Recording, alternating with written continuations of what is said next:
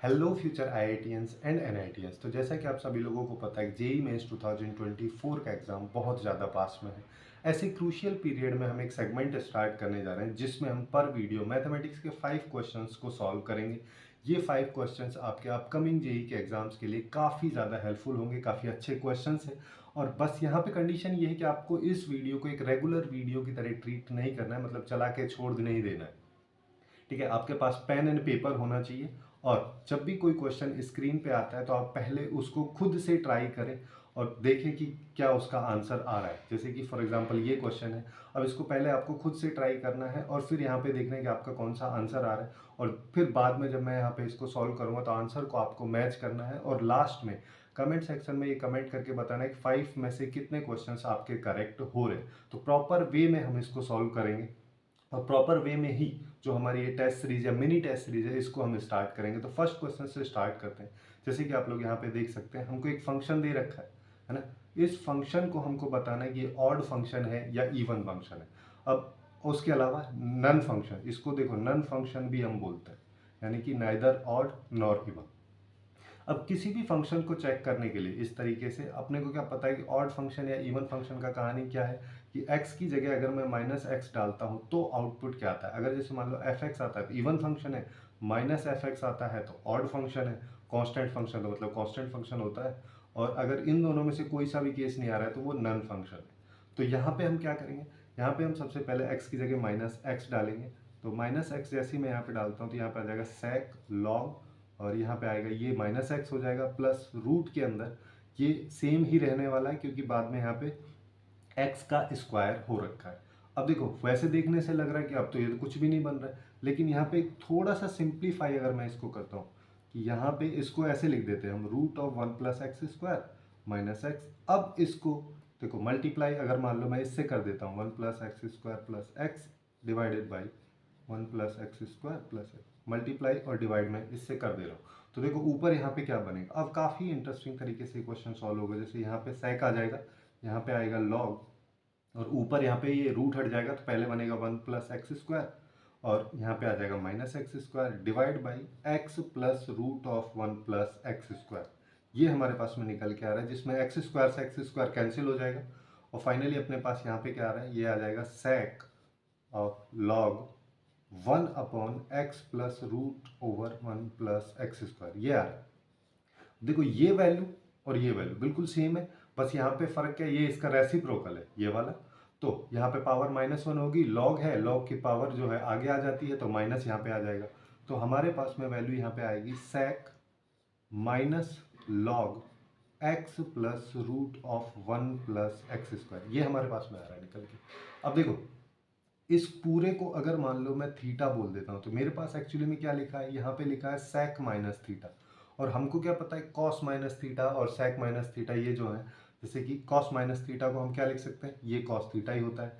Similarly यहाँ पे जो सेक माइनस थीटा है वो भी सेक थीटा के ही बराबर होगा, जिसका मतलब यहाँ पे फाइनल आउटपुट जो है वो हमारा आएगा log X plus root of 1 plus X square, जो कि वही फंक्शन है जो स्टार्ट में हमने लिया था, सेम ही फंक्शन है। तो हम यहाँ पे क्या बोल सकते हैं, F of minus x actually में एफ एक्स के बराबर है, जो कि अपने को बताता है इवन फंक्शन के बारे में। तो यहाँ पे इस क्वेश्चन का जो करेक्ट आंसर है वो हो जाएगा बी। नेक्स्ट क्वेश्चन की तरफ बढ़ते हैं। जैसे यहाँ पे हमको एक मॉडुलस के फॉर्म में इक्वेशन दे रखी है और पूछा है कि यहाँ पे x की लीस्ट इंटीजर वैल्यू क्या होगी। देखो इसको हम दो तरीके से कर सकते हैं। सबसे पहले एक बेसिक वाला अप्रोच हम लगाएंगे, है ना।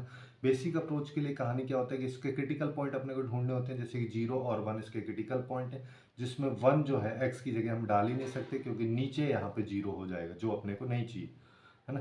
तो अब यहाँ पे हमारे पास दो क्रिटिकल पॉइंट है, एक 0 है एक 1 है। तो तीन केस बनेंगे। पहला केस जब x 1 से बड़ा है, दूसरा केस जब x की वैल्यू 0 से 1 के बीच में है, थर्ड केस बनेगा जब x लेस देन 0 है। तीनों केसेस पे हम स्टडी कर लेते हैं। तो सबसे पहली चीज़ अपन क्या करें, फर्स्ट केस पे आ जाते हैं। फर्स्ट केस कहता है कि जब x ग्रेटर देन 1 है, जहाँ पे x जो है can not be equal to 1, ये वाला अपन लगा रहे हैं। तो सिंस जब x 1 से बड़ा है तो अपने यहाँ पे क्या होगा, सारे के सारे मॉड जो है पॉजिटिव में खुलेंगे। तो यहाँ पे मैं लिख सकता हूँ x plus X upon X minus 1 equal to X square upon X minus 1। अब देखो लेफ्ट साइड में एलसीएम अगर मान लो मैं लेता हूँ तो यहाँ पे आएगा x माइनस वन, ऊपर आ जाएगा X square minus X plus X equal to X square by X minus one. Since X one के बराबर नहीं है मतलब कि ये दोनों जीरो नहीं है, तो इन दोनों को कैंसिल कर सकते हैं। यहाँ से x कट जाएगा, मेरे पास आ रहा है लेफ्ट साइड में एक्स स्क्वायर, राइट साइड में भी एक्स स्क्वायर। अब ये तो x की हर वैल्यू के लिए एप्लीकेबल है ना, जीरो बराबर जीरो, वन बराबर वन, ये तो कुछ भी डालो x हर बार आएगा। तो यहाँ पे अपन बोल सकते हैं कि x कुछ भी हो सकता है, बट अपने पास कंडीशन क्या था, अपने पास कंडीशन है x वन से बड़ा है और x कुछ भी हो सकता है। तो फाइनल आउटपुट जो अपना आएगा यहाँ पे वो आएगा वन से इन्फिनिटी तक। ये पहला केस हो गया। ऐसे करके ही दूसरे केस पे आ जाते हैं। दूसरा केस क्या है, जब x की वैल्यू जीरो से वन के बीच में है ना। अब यहाँ पे ध्यान रखना, जीरो पे इक्वल टू का साइन लगा क्योंकि x की वैल्यू जीरो हो सकती है, उस पे ये जो इक्वेशन है सेटिस्फाई कर रहा है, ठीक है। वन नहीं रख सकते बस यहाँ पे। अब इस को सॉल्व कर लेते हैं। जब जीरो से वन के बीच में होगा तो पहले वाला मॉड तो पॉजिटिव में खुलेगा, दूसरे वाला मॉड नेगेटिव में खुलेगा, माइनस एक्स, अब ये आ जाएगा और इक्वल टू आगे वाला भी नेगेटिव में खुलेगा। ये आ गया हमारे पास में।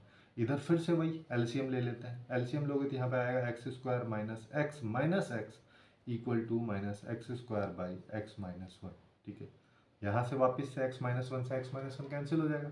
और अब हमारे पास में क्या आ रहा है, यहाँ पे आ रहा है x square minus two x plus X square, left में ले आए हैं राइट वाले को भी, तो अपने को मिल रहा है two X square minus two X equal to zero. या फिर टू से पूरी इक्वेशन को डिवाइड कर देते हैं और x कॉमन ले लेते हैं, तो हमारे पास ये आता है जहाँ से x की दो वैल्यूज आ रही है, एक जीरो और एक वन। लेकिन हमें पता है वन तो कहीं हो ही नहीं सकती, तो केवल यहाँ पे जीरो होगा, ठीक है। दूसरा केस हो गया। ऐसे ही एक और केस बन रहा है थर्ड वाला। थर्ड वाला केस क्या कहता है, जब x जो है लेस देन जीरो, ठीक है। इक्वल टू वाला हमने पहले वहाँ पे ले लिया, तो अब यहाँ पे नहीं ले रहे, है ना। जब x लेस देन जीरो होगा तो पहले वाला मॉड नेगेटिव में खुलेगा, दूसरे वाले मॉड में ऊपर वाली वैल्यू भी नेगेटिव आएगी और नीचे वाली वैल्यू भी नेगेटिव आएगी। जब दोनों वैल्यू नेगेटिव आ रही है तो एक का माइनस दूसरे के माइनस को कैंसिल कर देगा, तो अल्टीमेटली अपने को प्लस में ही मिलेगा। और लेकिन राइट साइड में अपने को माइनस में मिलेगा, क्योंकि ऊपर तो होल स्क्वायर है, वो तो अल्टीमेटली पॉजिटिव ही देगा, नीचे वाले का नेगेटिव साइन आएगा, है ना। वापिस से वही x माइनस वन एलसीएम ले लिया, तो यहाँ आया minus X square plus x, और यहाँ पे क्या आ जाएगा, प्लस एक्स आ जाएगा equal to minus X square by X minus one. और यहाँ पे भी वही एक्स माइनस वन से एक्स माइनस वन कैंसिल हो जाएगा। अल्टीमेटली मेरे को मिल रहा है यहाँ पे minus X square plus two X equal to minus X square. और हमें पता है कि हम माइनस एक्स स्क्वायर से एक्स स्क्वायर कैंसिल, तो two X equal to zero, मतलब x इक्वल टू जीरो ही हमको यहाँ पे मिल रहा है ना। तो अब हमारे पास में जो सॉल्यूशंस आ रहे हैं उनको लिख देते हैं। पहला वाला केस, जब x ग्रेटर देन वन है तो x की वैल्यू हमको मिल रही है वन से इन्फिनिटी तक। जब x की वैल्यू जीरो से वन के बीच है तो x का आउटपुट हमको मिल रहा है जीरो, और जब x लेस देन जीरो है तो भी आउटपुट हमको मिल रहा है जीरो। लेकिन वो तो यहाँ पे इंक्लूड नहीं कर रहे, वैसे चाहो तो दोनों में से किसी केस में भी कर सकते हैं। अब कहानी यहाँ पे फंसती कि अब यूनियन लेना है कि इंटरसेक्शन। देखो, जब भी अगर यूनियन इंटरसेक्शन का सिंपल सा फंडा होता है, देखो जब भी तुमको ऐसा बोला जा रहा है, देखो अब यहाँ पे x की वैल्यू को हम डिफाइन करेंगे। x या तो यहाँ हो सकता है फर्स्ट वाले केस में, या सेकंड वाले केस में, या थर्ड वाले केस। ऐसा कभी हो सकता है कि जो x की वैल्यू वो तीनों केसेस में लाई कर रही हो। जब ऐसा होता है कि x की वैल्यू तीनों केसेस में या एक से ज़्यादा सिचुएशंस में होनी ही चाहिए, तब जाके हम वहाँ पे इंटरसेक्शन लेते हैं, ठीक है। तब हम वहाँ पे इंटरसेक्शन का यूज़ करते हैं, अदरवाइज यूनियन का यूज़ करते हैं। या तो x यहाँ हो या यहाँ हो या यहाँ हो, ठीक है। एंड का जब यूज़ होता है सेंटेंस में, जब भी हम चीज़ें बोल रहे हैं तब एंड का यूज़ होता है, तो वहाँ पे हम इंटरसेक्शन लेंगे। या और का जब यूज़ होता है तो यूनियन लेते हैं कि या तो x यहाँ हो या यहाँ या फिर यहाँ। तो तीनों का यूनियन अगर अपन लेंगे तो अपने पास x की वैल्यू आ रही है वन से इन्फिनिटी तक, उसके साथ साथ यहाँ पे जीरो भी इंक्लूडेड है। अब क्वेश्चन में पूछा गया है, क्वेश्चन में पूछा है कि इसका लीस्ट इंटीजर, सबसे छोटा इंटीजर क्या है, वो है जीरो, जो कि इसका करेक्ट आंसर हो जाएगा, ठीक है। अब एक और अप्रोच है इस टाइप के क्वेश्चंस को सॉल्व करने की, है ना। सेकंड अप्रोच हम इसको देख लेते हैं। इसमें क्या है कि एक प्रॉपर्टी होती है मॉड्यूलस की, कि mod of a plus mod of b, अगर mod of a plus b होता है। अब ये पहले देख लो कि कहाँ से हो रहा है। इसको अल्टीमेटली मैं ऐसा लिख सकता हूँ ना, ऊपर भी मॉड लगा सकता हूँ। क्यों? क्योंकि एक्स स्क्वायर तो हमेशा पॉजिटिव ही देगा, तो मॉड वहाँ पे होता ही होता है, ऐसा मान लो। अब इसको मैं ऐसा लिख देता हूँ, एक्स प्लस एक्स बाई ये। इसको सिंप्लीफाई करोगे तो अल्टीमेटली आता वही है जो ऊपर लिखा हुआ है ना। तो अब अपन बोल सकते हैं कि ये फॉर्मेट और ये फॉर्मेट दोनों सेम है, लेकिन यहाँ पे कंडीशन ये है कि ये जो है अगर इसके इक्वल है तो यहाँ पे ए बी यानी ए इंटू बी की वैल्यू जो है greater than equal to zero होती है, यानी कि X into X by X minus one greater than equal to zero. बस ये कंडीशन लगानी है, एक्स की वैल्यू निकालनी है, यहाँ से जो इंटरवल मिल जाएगा उसकी हेल्प से हम काफ़ी आसानी से सॉल्व कर सकते हैं, ये और भी ज़्यादा आसान हो जाएगा। ओके, अब नेक्स्ट क्वेश्चन की तरफ बढ़ते हैं। नेक्स्ट क्वेश्चन में अपने को कंडीशन दे रखी है, फंक्शन की कंडीशन है ये कि f of x plus Y is equal to F X plus F Y, है ना। फंक्शन वाले चैप्टर में, है ना, अब थोड़ा से कंसेप्ट पढ़े होंगे इस तरीके की जो फंक्शनल इक्वेशंस होती हैं, और ये काफ़ी एक स्टैंडर्ड इक्वेशन है जिसको कि अपन a की पावर x के फॉर्मेट में लिखते हैं। जैसे कि इसको अगर मान लो जस्टिफाई अपने को करना है तो f of x plus Y क्या हो जाएगा, a की पावर x प्लस वाई, जिसको मैं ऐसा लिख सकता हूँ अलग अलग, तभी तो पावर ऐड होती है। अब ये अपन बोल सकते हैं कि ये एफ एक्स लिखा है, ऐसे ही अगले वाला एफ ऑफ वाई लिखा है, एफ वाई, तो वही सेम चीज़ है ना। तो यहाँ पे अपने पास अभी जो इक्वेशन आ रही है, जो फंक्शन आ रहा है वो ए की पावर एक्स आ रहा है, बट क्वेश्चन में दिया है F of one equal to two, तो मतलब एक्स की जगह जब मैं वन डालता हूँ तो मेरे को टू मिलता है, तो ए की पावर यहाँ, तो ए की वैल्यू वन आ गई। तो फाइनली अपन बोल सकते हैं कि अपने पास जो फंक्शन है वो एक्चुअली में टू की पावर एक्स है। ओके, अब देखो, अब टू की पावर एक्स फंक्शन हो गया, तो अब अपने को इसकी वैल्यू बतानी है ना। इसकी वैल्यू निकालने के लिए क्या कह रहा है, एफ ऑफ ए प्लस के। अब देखो इसको वैसे ही कर लो, एक्स की जगह ए मान लो, वाई की जगह के मान लो, चाहो तो ऐसे कर लो या फिर अलग अलग भी कर सकते हैं, है ना। तो इसको मैं ऐसे लिख दूं कि ये एक्चुअली में मेरे से कहना चाह रहा है F of A plus one, A तो कांस्टेंट है, हमेशा वैल्यू जो बदल रही है वो के की बदल रही है। यहाँ पे आ जाएगा F of A plus to, है ना। इस तरीके से चलता जा रहा है और लास्ट में F of A plus N तक जा रहा है। अब इसको अपन तोड़ के लिख सकते हैं, जैसे कि इसकी फंक्शन की डेफिनेशन है उसके अकॉर्डिंग यहाँ पे हो जाएगा F of A into F of one plus F of A into F of two, और इस तरीके से आगे चलता जा रहा है। यहाँ पे क्या आ जाएगा F of A into F of N. अब एफ ऑफ ए को मैं कॉमन ले रहा हूँ, अच्छा एफ ऑफ ए को भी रिप्लेस कर दो। एफ ऑफ ए क्या कहना चाह रहा है, एफ ऑफ ए कहना चाह रहा है एक्स की जगह ए डाल दो, यानी कि टू की पावर ए जो है इसको मैं कॉमन ले लिया। अब मेरे पास बचा F of one plus F of two, और इस तरीके से चलता जा रहा है कहाँ तक, एफ ऑफ एन तक। अब देखो यहाँ पे क्या करना है, अब डाल देते हैं वैल्यूज, तो यहाँ पे आया टू की पावर वन, टू की पावर टू, इस तरीके से चल रहा है टू की पावर एन। अब ये दिख रहा है सीधा सीधा जीपी बन गया। अब जीपी बन गया तो इसको सिंप्लीफाई कर लो, तो ये आ गया टू की पावर ए, और जीपी का फॉर्मूला क्या होता है, ए इंटू ए की power N minus one divide by A minus R, ये आ गया, है ना। तो यहाँ पे हमारे पास में क्या आ रहा है, ये आ रहा है टू इंटू टू की पावर ए इंटू टू की पावर एन माइनस वन, ये आ रहा है। लेकिन क्वेश्चन में क्या दिया है कि ये इसके इक्वल है, तो बस इसी को तो इक्वल करना है। तो फाइनली अपन क्या कर सकते हैं कि टू इंटू टू की पावर ए और टू की power N minus one equal to 16 into two की पावर एन माइनस वन। तो मैं यहाँ पे क्या बोल सकता हूँ कि टू इंटू टू की पावर ए इक्वल टू 16, मतलब टू की पावर ए इक्वल टू 8, मतलब टू की पावर 3, मतलब ए इक्वल टू 3। काफ़ी आसान क्वेश्चन है ना। इस तरीके से अपन इसको सॉल्व कर सकते हैं जिससे कि इसका करेक्ट आंसर बी हो जाएगा। इस तरीके के क्वेश्चंस काफ़ी फेमस हैं, फंक्शन वाले चैप्टर से एक आध क्वेश्चन कभी न कभी किसी न किसी सेशन में तुमको देखने को ही मिल जाता है। ओके, अब नेक्स्ट क्वेश्चन की तरफ बढ़ते हैं। नेक्स्ट क्वेश्चन में अपने को यहाँ पे ये दिया है, स्ट्रेट लाइन के रिगार्डिंग एक क्वेश्चन पूछा है। यहाँ पे बोला है एक अपने को स्ट्रेट लाइन दे रखी है और ये स्ट्रेट लाइन इस पॉइंट से फारदेस्ट है, मतलब सबसे ज़्यादा दूर है। उसके साथ साथ एक कंडीशन और दे रखी है ना। तो ये जो क्वेश्चन है इसको अपन कैसे कर सकते हैं, देखो ये कंडीशन और इस इक्वेशन को अगर मान लो मैं कंपेयर करूँ, मेरे पास लिखा है A X plus B Y plus C equal to zero, और इक्वेशन तो ये है, और कंडीशन लिखा है two A plus two B plus C equal to zero. दोनों इक्वेशंस को कंपेयर करके अपन देख नहीं सकते कि x इक्वल टू टू लिखा हुआ है और y इक्वल टू टू लिखा हुआ है। इस इक्वेशन में ये वैल्यूज डाल के यही तो आ रहा है ना, और ये इसको सेटिस्फाई भी कर रहा है। तो अपन ऐसा बोल सकते हैं कि ये जो इक्वेशन है ये x इक्वल टू टू और y इक्वल टू टू, या फिर 2,2 पॉइंट से पास होती है। ठीक है, तो अपने पास अब देखो वैसे तो इसको कई सारे तरीके से कर सकते हैं, लेकिन अपन इसको एकदम शॉर्ट फॉर्म में करने की कोशिश करें। एक लाइन की इक्वेशन है जो कि 2, 2 से पास हो रही है, ये अपने को मिल चुका है। अब देखो अगर ये मिल गया है तो ये ऑप्शन गया और ये ऑप्शन गया, दो ऑप्शन खत्म, केवल दो ऑप्शन मेरे पास बचे। अब दोनों में से कोई भी हो सकता है, लेकिन क्या बोल रहा है क्वेश्चन में, क्वेश्चन में बोल रहा है कि ये जो लाइन है ये एक्चुअली में 1,1 पॉइंट से फारदेस्ट है, सबसे ज़्यादा दूर है। लेकिन इस लाइन को अगर तुम देखोगे तो ये तो 1,1 से पास हो रही है। जब 1,1 से कोई लाइन है वो 1,1 से ही पास हो रही है, तो ये इस पॉइंट से दूर कहाँ से हो गई, तो पॉइंट उसी पे लाई कर रहा है, तो ये ऑप्शन तो किसी केस में भी नहीं हो सकता।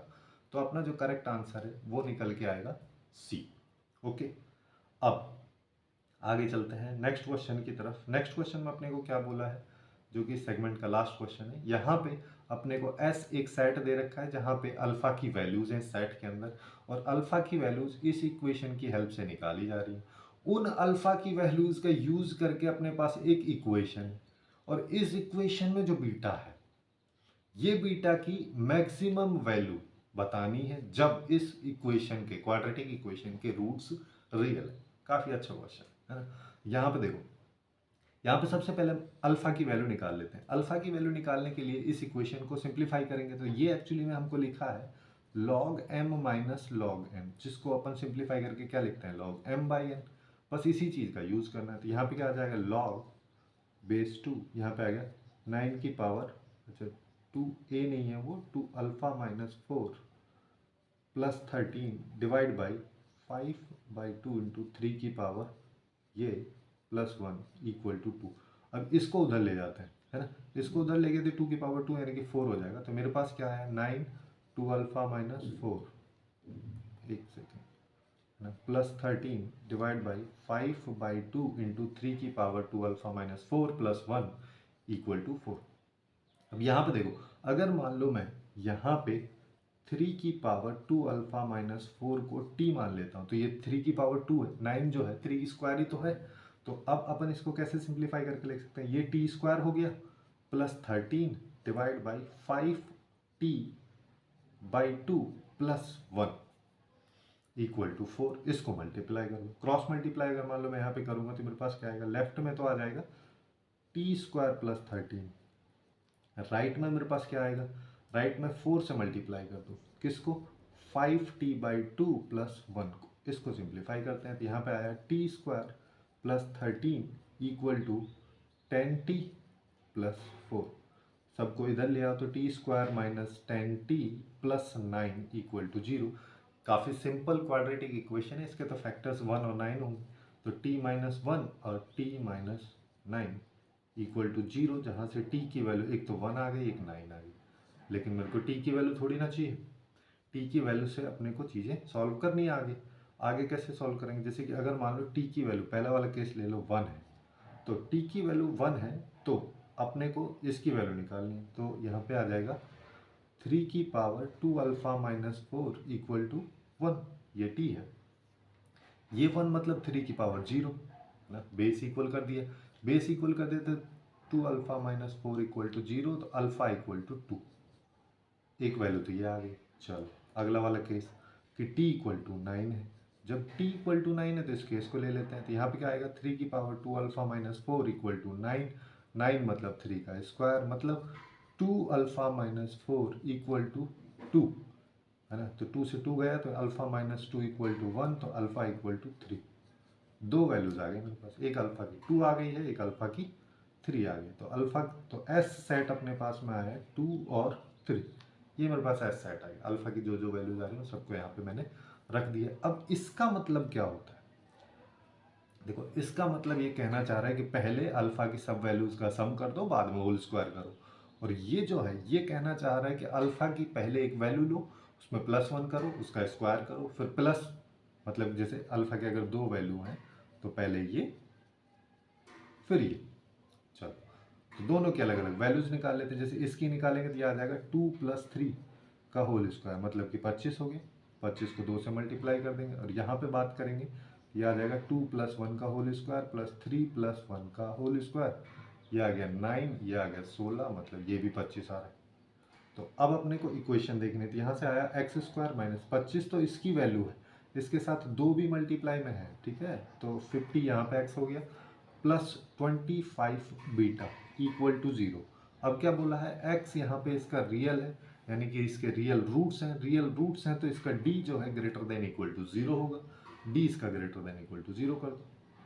तो यहाँ पे हो जाएगा 50 का होल स्क्वायर यानी कि 2500 minus 4 into 25 beta greater than equal to 0। 100 से पूरे को डिवाइड कर देते हैं, यहाँ पे 25 minus beta greater than equal to 0, जिसको अपन लिख सकते हैं beta less than equal to 25। अब पूछा क्या है, बीटा की मैक्सिमम वैल्यू, तो बीटा जो है मैक्सिमम 25 हो सकता है और अदरवाइज उससे कम ही होगा। तो यहाँ पे इस क्वेश्चन का जो करेक्ट आंसर है वो निकल के आएगा 25। ओके, तो यही थे 5 क्वेश्चंस इस जेईई मेंस 2024 की मिनी टेस्ट सीरीज से रिलेटेड। तो आप लोग अपना चेक करके बताएं और कमेंट सेक्शन में लिखें कि 5 में से कितने क्वेश्चंस आपके सही आए हैं और कहाँ कहाँ पे मिस्टेक्स हो रही हैं उसको रियलाइज करें। सो आज के लिए बस इतना ही। Hopefully you guys find it useful, and if you find it useful then please do like, share and subscribe.